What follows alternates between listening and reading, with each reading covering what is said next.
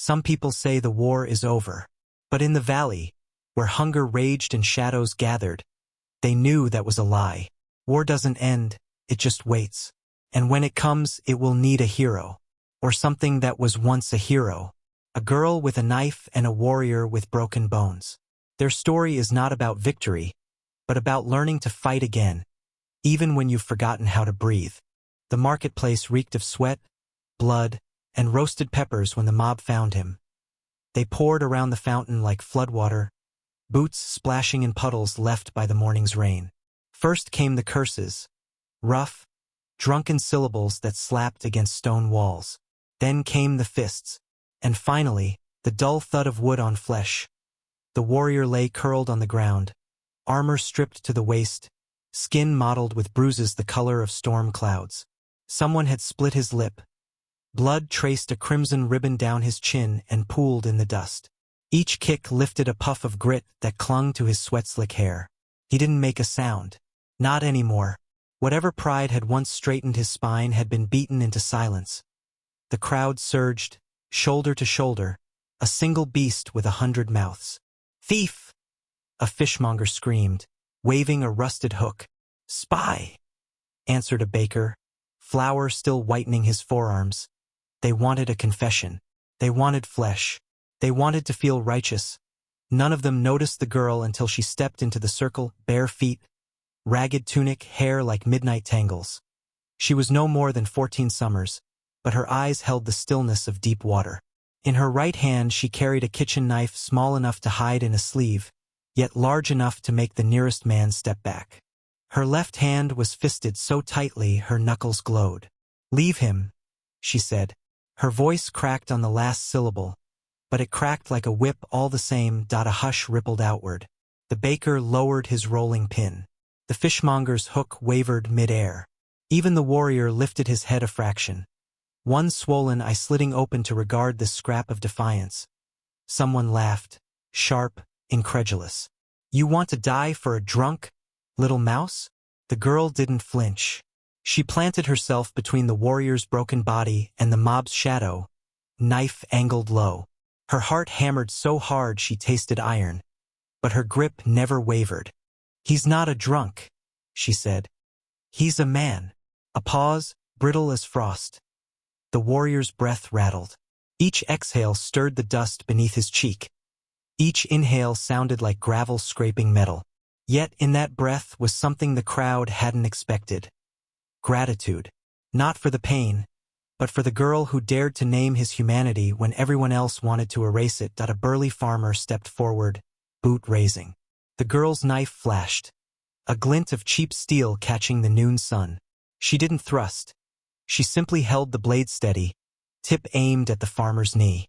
A promise, not a threat. "Touch him again," she whispered, "and I'll open you from groin to gullet." The farmer hesitated. In that heartbeat, the marketplace seemed to hold its breath. Somewhere a goat bleated. Somewhere else, a coin clinked into a beggar's bowl. But here, in the circle of dust and blood, everything balanced on the trembling edge of a girl's courage. The warrior's fingers twitched, brushing the hem of her tunic. A silent plea or an oath. She didn't know which, but she felt the weight of it settle onto her shoulders like a cloak of iron. Behind her, the fountain gurgled, indifferent. Water leapt, shattered into droplets, fell back into itself, over and over, endless, hopeless. Yet hope, she realized, could be as small as a single heartbeat refusing to stop. A murmur rose from the back of the crowd. Uncertainty, not anger. They hadn't come for a child with a blade. They'd come for easy prey. And prey that fought back was suddenly less appealing. The fishmonger spat into the dust. "Not worth the trouble," he muttered. Point one by one, they turned away. Boots scuffed. Curses lingered like smoke, then drifted apart. Within moments, the circle dissolved, leaving only the girl, the warrior, and the echo of fists that had found no final satisfaction. The warrior tried to push himself upright. His elbow buckled. She dropped to her knees, sliding the knife back into her sleeve, and slipped her shoulder beneath his arm. He smelled of ale, blood, and something older, ash from a fire that had once burned bright. Why? He rasped, the single word scraping raw from his throat. She didn't answer right away. Instead, she stared at the place where the mob had stood, now empty except for scattered footprints and a single lost sandal. Then she looked into his one good eye, because, she said, someone should. The sun dipped behind the stalls, painting the alley in slanted gold. Somewhere above them, a hawk wheeled against the sky, screaming once before vanishing beyond the rooftops. The girl tightened her grip around the warrior's waist, felt the tremor of his pain through his ribs, and began the slow, staggering walk toward whatever came next. Behind them, the fountain kept singing its indifferent song, droplets catching the light like tiny shards of shattered stars. The hut smelled of smoke and green woundwort. One oil lamp, its wick trimmed low, painted the walls in wavering gold. Shadows clung to the rafters like memories too stubborn to leave. Outside, crickets tried to scrub the night clean with their endless song. But inside the small clay room every sound was closer, sharper. The drip of water into a tin basin, the ragged pull of the warrior's breath, the soft scuff of the girl's bare feet on packed earth. He sat on a low stool, shoulders hunched, wrists resting on his knees. His shirt, what remained of it, hung in blood-stiff ribbons. A poultice of mashed plantain and comfort steamed against the worst of the bruises, turning the air bitter and medicinal. Each time he shifted, the poultice cracked like sun-baked mud and fresh blood seeped through. The girl knelt in front of him, a bowl of warm water balanced on her thighs. She wrung a cloth, pink with diluted blood, and dabbed at the gash above his eyebrow. Her touch was gentle only in its precision. There was no softness in her eyes. "Your name," she said. Not a question. An order. He swallowed. The sound was dry, like gravel sliding down a chute. "Call me Rowan. It's as good as any other lie." "Rowan," she echoed, tasting the shape of it. "You owe me more than a name." He tried to laugh. Came out a cough flecked with rust. "Girl, I've got nothing left to give." She leaned closer, so close he could smell the wood smoke in her hair and the iron on her hands. "Then give me the nothing. Swear it." Rowan's one good eye, the other hidden beneath a swollen ridge of purple flesh, searched her face. What he saw there wasn't mercy. It was furnace-bright certainty, the kind that could melt chains or brand skin. "I didn't ask you to step in," he muttered. "No," she agreed. "But you didn't stop me either." Outside, a dog barked once, startled by its own echo. Inside, the lamp guttered, throwing their shadows across the wall so that for a moment the girl loomed larger than the warrior. Rowan dropped his gaze to his cracked knuckles. "I was a blade once, sharp, balanced. Then the war ended, and they left me in the rain to rust. Blades can be reforged." She dipped the cloth again. The water darkened. "But only if the smith is willing to hold them in the fire." He flinched, not from pain but from the image. "You don't know what you're asking." "I know exactly." She set the bowl aside and took his battered hands in hers. They were calloused from harvest work, strong from carrying water buckets up steep paths. "Tomorrow the invaders will reach the valley. My village has old men, boys with wooden spears, and a granary full of fear. We need someone who knows how to turn fear into a line that holds." Rowan's fingers curled, resisting the warmth of her grip. "I'm not that man anymore." "You are," she said, "because you're the only one still breathing." Silence stretched, thick as pitch. The lamp hissed. Somewhere in the thatch a mouse scuttled, then stilled. Rowan lifted his head. The lamplight carved hollows beneath his cheekbones, making him look ancient and newborn at once. "And if I fail? Then we all burn together." Her voice didn't waver. "But at least we'll burn knowing someone stood between the fire and the children." A tremor ran through him, rage or grief he couldn't tell. He stared at the clay floor as if it were a map of every battlefield he'd ever walked away from. When he spoke again, the words were small, chipped from something larger. "I'll need steel, a forge, 2 moons. You'll have them."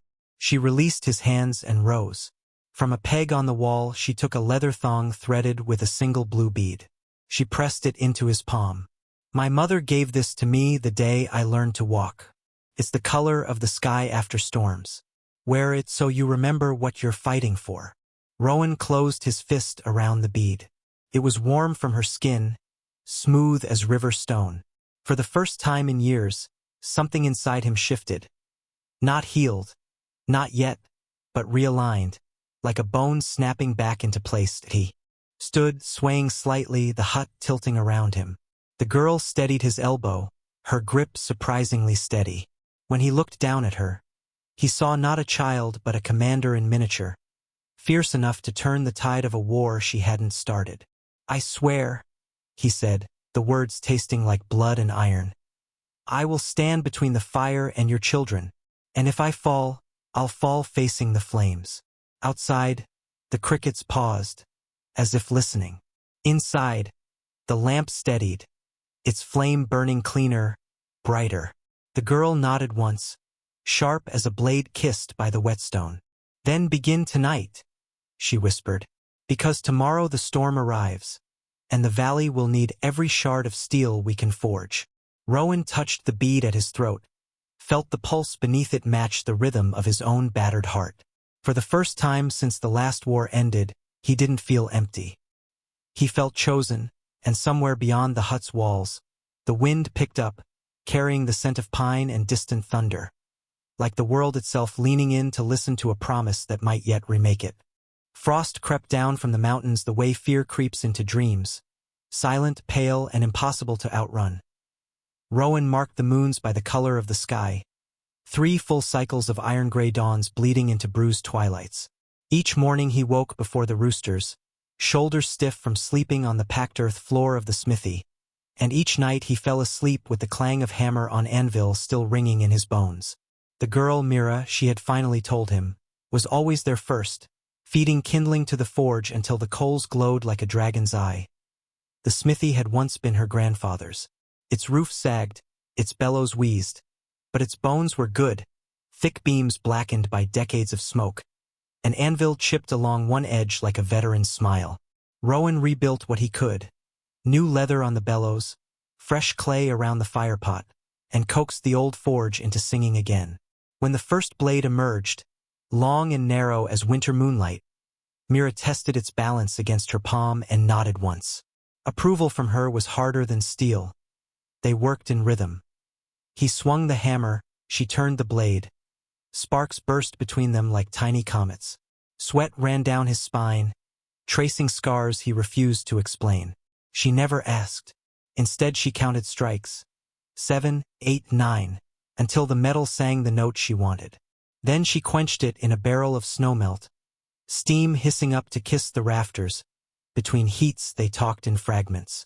The scouts saw smoke again, she said, wiping soot from her cheek, leaving a darker streak like war paint. How far? 2 days' ride. Maybe less if the wind favors them. Rowan laid the next bar in the fire. Orange light licked across the lines of his face, carving resolve into every crease. Then we have 3 days to finish the last spearheads. She didn't argue. She simply picked up the file and began sharpening an edge already keen enough to split sunlight. At dusk they walked the village perimeter. Frost glittered on the wooden palisade like a warning. Children practiced with sticks, clumsy but eager. Old men sharpened scythes on whetstones, their knuckles swollen, their eyes steady. Rowan showed them how to brace shields, how to stand shoulder to shoulder so fear had no room to breathe. Mira translated his gruff instructions into quiet encouragement. Her voice steady enough to steady others. One night, the temperature plummeted so low the well rope froze stiff. They huddled by the forge for warmth, sharing a cracked mug of honeyed tea. Outside, the wind howled like wolves. Inside, the coals pulsed. Why fight for a place that isn't yours? Mira asked suddenly. Rowan stared into the fire. Because once I ran from a village that needed me. I still hear the screams when the wind turns south. She studied the blue bead at his throat, now dulled by soot and sweat. And if we lose? Then we lose together. He met her gaze. And the wind will carry our names instead of our shame. She nodded, as if that answer settled something inside her chest. the days shortened. Smoke from enemy campfires became a permanent smear on the horizon. Rowan's beard grew wild. Myra's braids frayed. They finished 47 spears, 31 short swords, and a single long axe whose blade curved like a falcon's wing. Each weapon bore a tiny notch near the hilt, Myra's mark, so anyone who carried one would remember who forged their chance. On the last morning before the invasion, frost feathered every blade of grass. Rowan stood in the smithy doorway, steam rising from his breath. Myra approached carrying a bundle wrapped in oiled cloth. She unfolded it slowly. A breastplate sized for her, light but strong, etched with stylized wings. "You made this for yourself," he said. "I made it for whoever needs to stand in the front line." She lifted it to her chest. The metal caught the pale sun and flared like a promise. Rowan cleared his throat. "You've learned to swing a hammer, but have you learned to swing a sword?" She drew the short blade from her belt, one of her own, making and sliced the air so cleanly the wind seemed to part.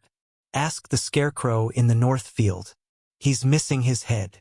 A smile ghosted across his lips, rare as midsummer snow. "Then we're ready."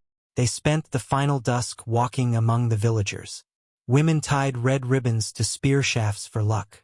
Children offered small stones warmed in their pockets, believing the heat would ward off night terrors. An old woman pressed a sprig of dried lavender into Rowan's palm. "For courage," she whispered. Though her hand shook, night fell hard. The forge cooled to embers, casting the smithy in a dim glow that felt like the last heartbeat of the world. Rowan laid the final weapon, a spear tipped with the finest steel, across the anvil. Myra stood beside him, eyes reflecting fire. "Tomorrow?" she said, voice barely louder than the wind. "Tomorrow," he echoed. They didn't speak of victory. They spoke of sunrise, the color it would paint the mountains, the sound of roosters daring to crow despite the army's massed below. Outside, the stars wheeled overhead, indifferent and bright. Inside, the forge ticked as metal cooled, an old heart remembering how to be still. Rowan touched the blue bead at his throat, feeling the pulse beneath it match Myra's quiet breathing. In that moment, the drunken wreck from the marketplace felt impossibly distant, replaced by something harder and cleaner. A purpose forged in frost and fire, tempered by the girl who had chosen to stand in the way of stones. Somewhere beyond the village, war drums began to beat, a slow, steady rhythm that echoed the hammer strikes still ringing in their bones. Myra tightened her grip on the spear. Rowan lifted his eyes to the darkness and saw not the end, but the beginning. They were ready. The valley was ready. The forge had given them everything it could. Now the world would test whether steel and promise were enough to hold back the dark. Dawn arrived wearing armor of smoke. The first horn blast tore the sky open, low and brutal, rolling down the valley like a boulder loosed from the peaks. Rowan stood on the palisade walkway, spear in one hand, shield in the other. Below, the invaders poured across the frost-silver fields. Black banners, black blades, black mouths screaming war cries in a tongue he did not know but understood perfectly. Burn, break, take. He counted heartbeats, not seconds. 1, 2, 3. Then he slammed the butt of his spear against the timber wall. The sound cracked through the defenders like a whip. Loose!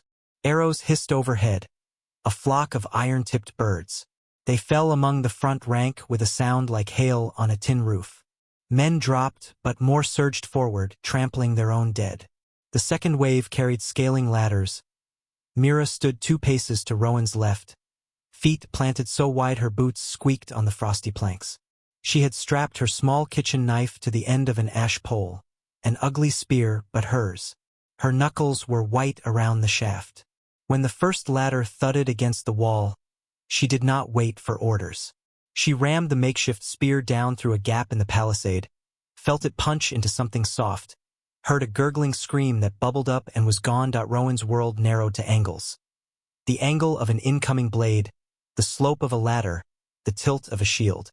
He pivoted, drove his spear into a climber's exposed throat, kicked the ladder backward. It went over with a crash, taking 3 men down into the ditch. The ditch was already filling, Dark water turned darker. Below, the gate shuddered under a ram's relentless kiss. Each impact traveled up through the timbers and into Rowan's teeth. He tasted iron. Fire! Someone shouted. He glanced left. Old Bram, the baker, staggered along the walkway clutching a pitch pot. His apron was soaked crimson from a gash across his belly. He hurled the pot down. It shattered. Fire blossomed. Screams rose like steam. Bram took an arrow in the neck the next instant, toppled backward into the yard. Bread dough still clung to his fingernails. Mira saw it. For a heartbeat she froze.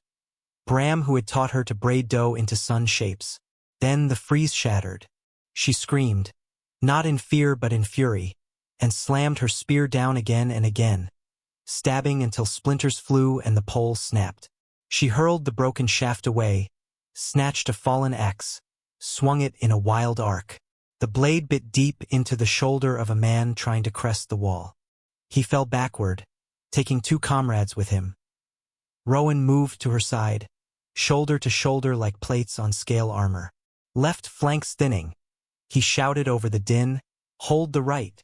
She nodded, eyes wide, pupils blown black. Smoke curled around her, turning her braids into streaks of midnight.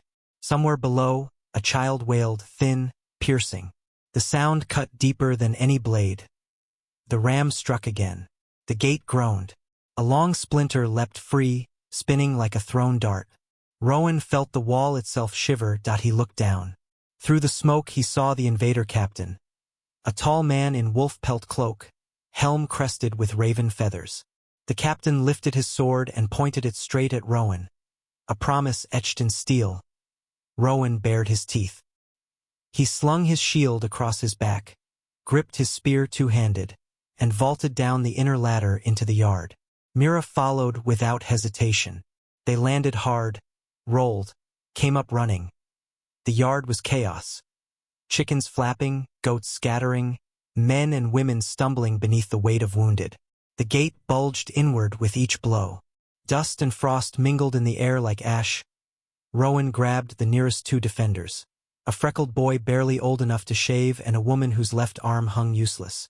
"With me!" He drove them toward the gate, planting their spears in the dirt at an angle, forming a bristling hedge. Mira added her axe to the line, blade catching the weak sunlight.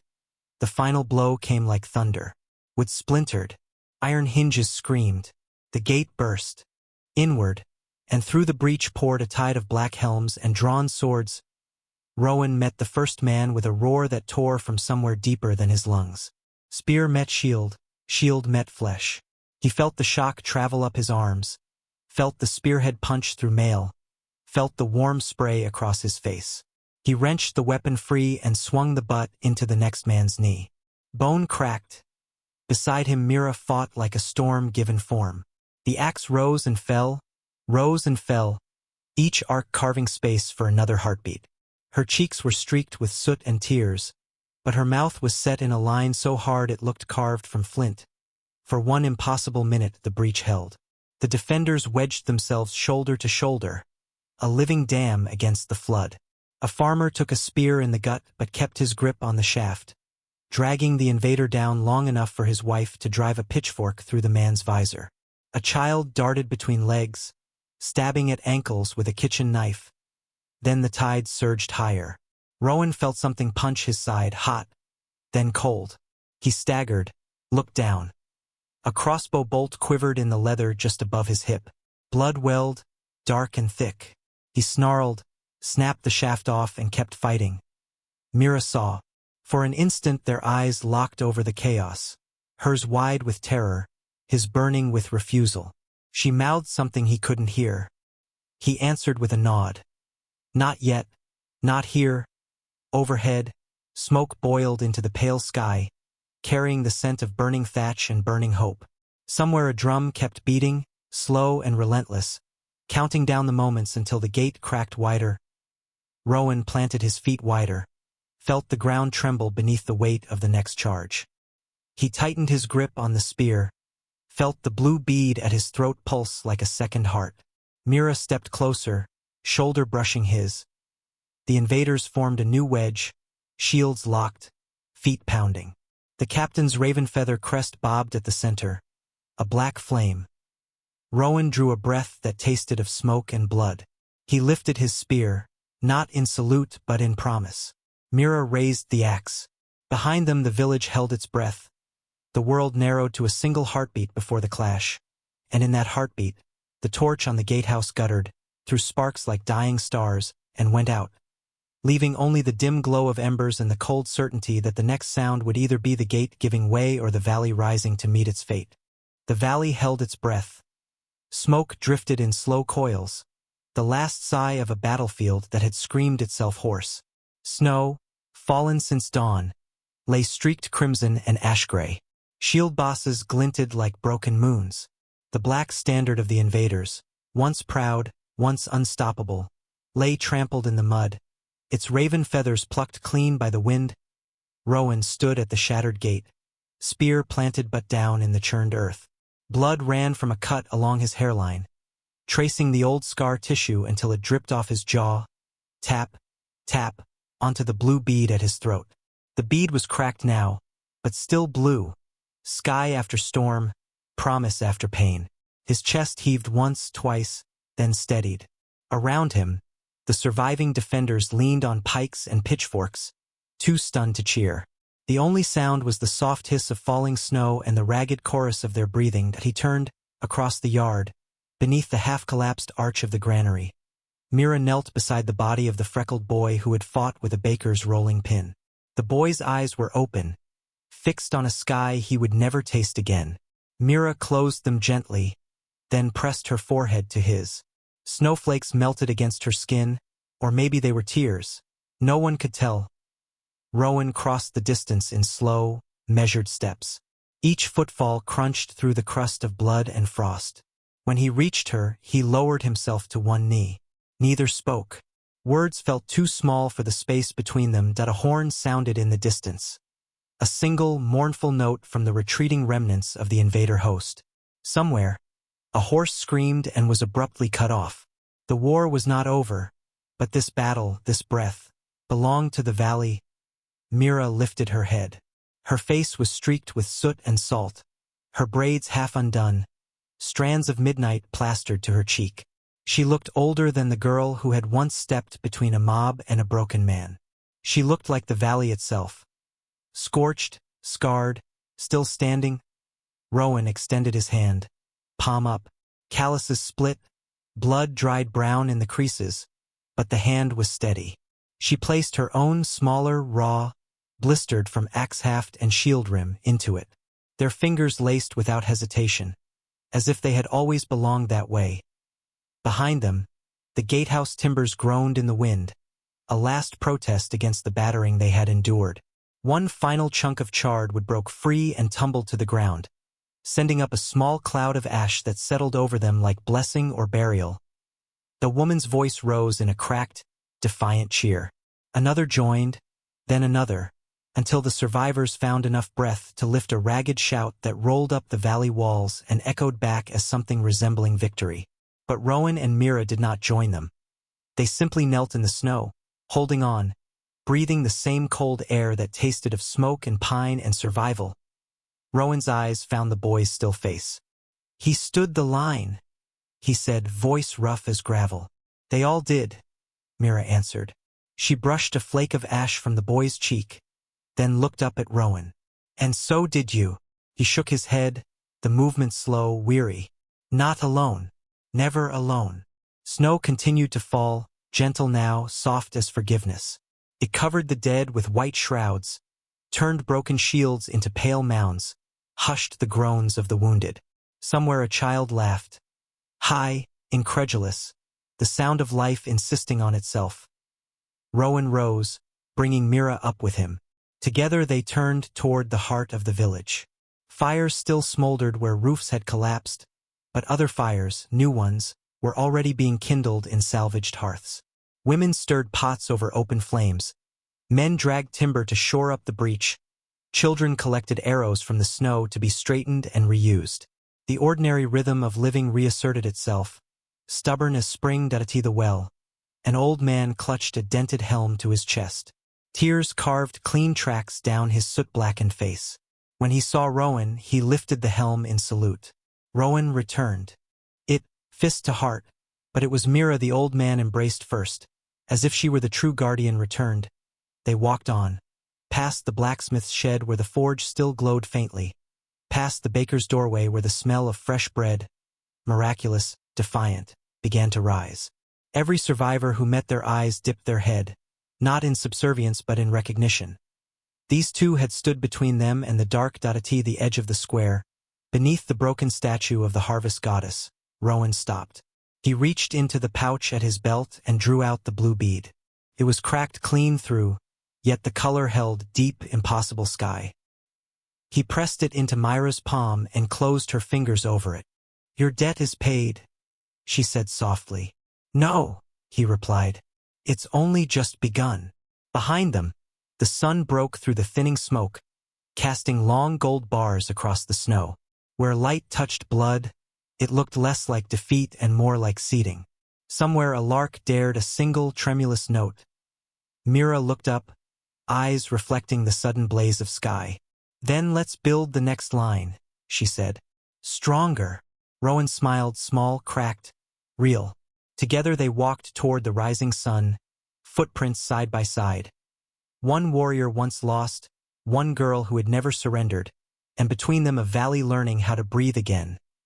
The bead glinted between her fingers like a promise kept, like a dawn worth guarding.